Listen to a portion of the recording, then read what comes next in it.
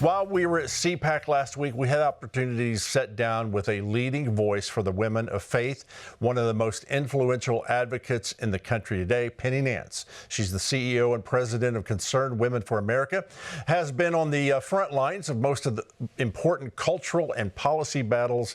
She speaks boldly on issues impacting families, faith, and the future of this nation. Here's our conversation.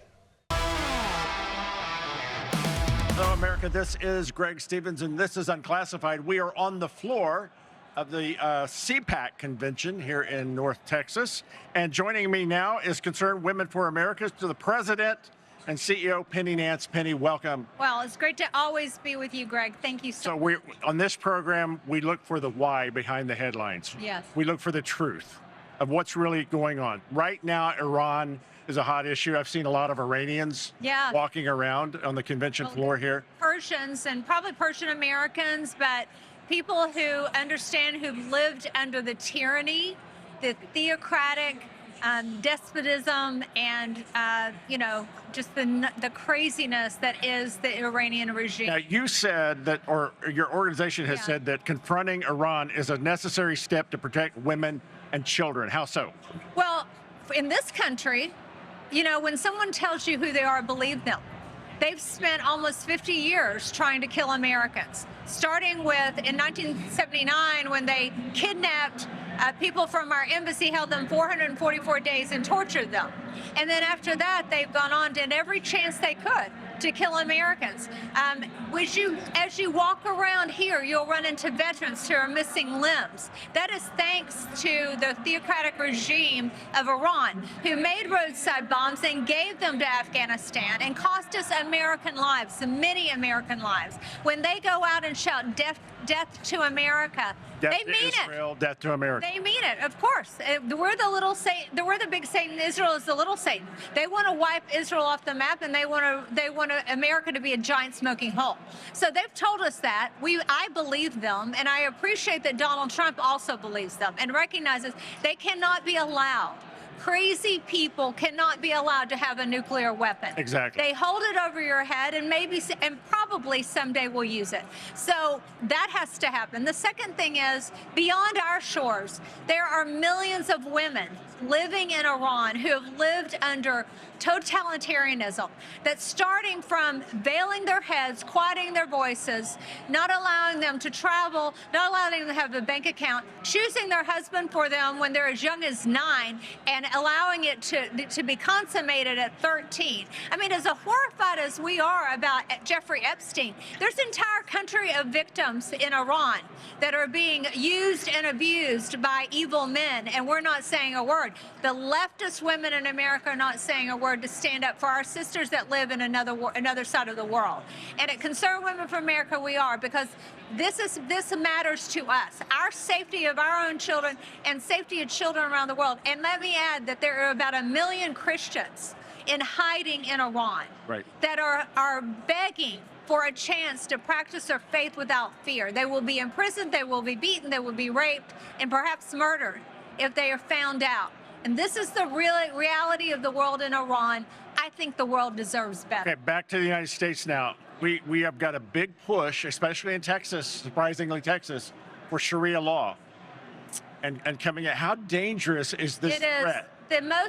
It is so insane, and I can't give names. But let me just say that I had dinner just recently with the head, who is an head of an Arab country, a woman, who told me that she can't understand, as hard as they're working to ferret out, to get out of their country, the Muslim Brotherhood and the terrorists, she cannot believe that Texas would invite those very people in. She's like, who thought that was a good idea? And I'm like, well, not the people in Texas, I'll tell you that. And so you must understand that it is shocking and laughable to other parts of the world, other leaders in Gulf states that are trying to rid themselves of this very element that is being invited into Texas. I mean, this is. I haven't spoken. You're the first person that's asked me about this, by the way.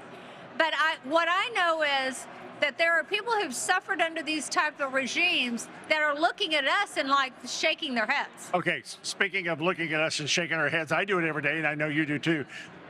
What's compassionate about gender-affirming care? Nothing. It's not compassion. How did we get here? Where a Supreme Court justice doesn't even know what a woman is. I think it started with denial of the basic dignity of men and women.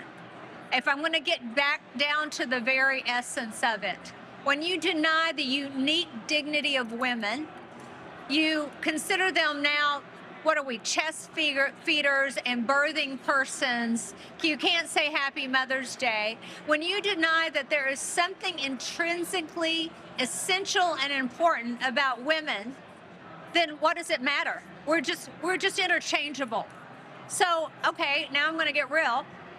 That means that two men can raise a child and it's exactly the same, but the truth is it's not. Women need a mother, and to purposefully tell a child to purposely withhold that from them is wrong. It's just wrong. What do you think? I think I know how you feel about this, but men pretending to be women, stealing scholarships, that's what I call it, yes, it from is stealing. women in sports. Shouldn't Trophies, female medals, sports be for females? Female sports should only be for, and good news, I don't know if you've heard while we've been here, the IOC, International Olympic Committee, has just made the decision that men will not be allowed to play in women's sports in the Olympics anymore. And so President Trump took that position first. He said, we're not even going to give them visas to come into our country. We're not going to have it here. And they followed his leadership, as they well should. And we all saw what happened around the world.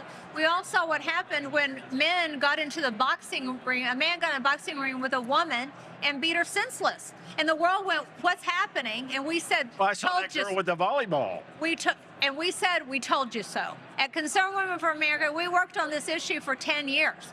We worked on this issue before there was a Riley Gaines. If they'd listened to us, Riley Gaines would have had her trophy and not had to share it with a man who was 6'2" on the stage. Our women were outside the actual pavilion where they were having the the swim meet, NCAA Division I championship in Georgia Tech. And doing a rally, doing a press conference, and we had filed on that day already a complaint with the Department of Education Civil Rights Committee Commission on behalf of the women athletes and the women swimmers. We told them this was coming. And when I look around at the damage that happened because they wouldn't listen, I find it outrageous. It makes me sad. It makes me angry. Let me ask you about the administration. Usha Vance's pregnancy news tells us about men and women in America. What does that tell us? I'm so excited for the second family.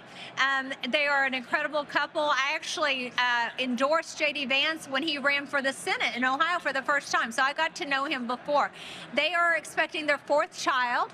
They're, I think one of few vice presidents that have had young children in the vice president's mansion. And, I just love it that Usha Vance is, this woman is no slouch, right? This is a woman who's a Yale-educated lawyer, could do anything she wants to do, but you know what she wants to do? She wants to have babies, she wants to support her husband, and she wants to do what she can for her country. And so I'm going to make an honorary Concerned Women for America member, whether she wants to be or not.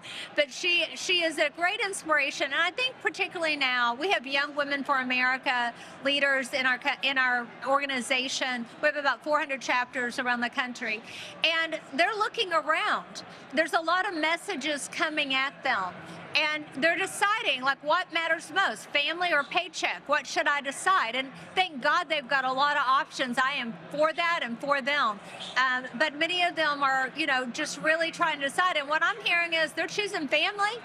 And, there's seasons in life, and they will do it all. We've got Amy Coney Barrett, 7 children, sitting on the highest court in the land is a great example that you can have it all. Our founding mothers knew how to do this. That's right. They're the ones, we're 250 years. Yes, we're getting ready to come up on the anniversary of Abigail Adams' letter to remember the ladies. We were the backbone of this country early on, and that's never going to change. And I'm going to say you still are. Thank you. The backbone of this country. What's one issue that you would risk your career for, Penny? Oh my, there's many issues I would risk my career for, and sometimes I do.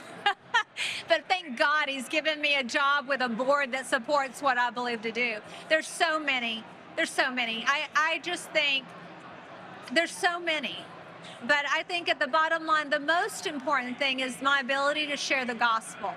I have never have to shrink away from that issue. I never have to downplay it. We can lead with it because we're a women's organization that loves God, and that is the first thing. And we know that Jesus came to this earth, died, born of a virgin, died, and was resurrected. We are getting ready to celebrate the resurrection and Easter, the most important holiday of our celebration of the Christian faith. Many people don't understand what it means. We are celebrating at CWA Faith Month in April. Beautiful. And we're encouraging people. Oh, yeah. Okay, there's Pride Month. There's this month. Great. Let's do Faith Month. And we're encouraging people in April to fly the Christian flag in front of your house. I'm on it. Wear it on your lapel. I got Take it to your company. If they put up a pride flag in June, ask them to put up a faith flag in flags. the month of April. That is the most important thing. I will stake my life on God's plan and the gospel Finally, every day. how can people help you, or how can you get involved with Concerned Women for America? Well, come to concernedwomen.org. Follow us on the socials. Get involved. We need everyone. We are really at a crossroads in our country. We're deciding what we want to be. Do we want to be a socialist, secular nation more like Europe, or do we want to stay true to our foundings? Do we want to have control over what's being taught to our children in school, or do we want to subjugate it to what we want to the government?